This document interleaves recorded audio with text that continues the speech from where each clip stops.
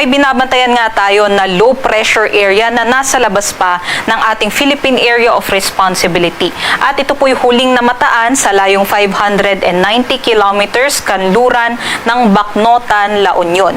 May katamtaman po ito na tsansa na maging bagyo sa susunod na 24 oras at nakikita nga natin ito po'y kikilos patungo dito sa may Philippine Area of Responsibility boundary.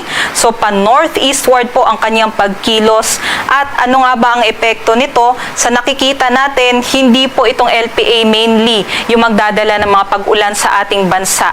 Ngunit, hihilahin po nitong low pressure area na ito yung ating habagat patungo sa may northern and central Luzon area. So expect natin within the next 2 to 3 days, meron pa rin katamtaman hanggang sa malalakas na mga pag-ulan dito sa northern and central Luzon.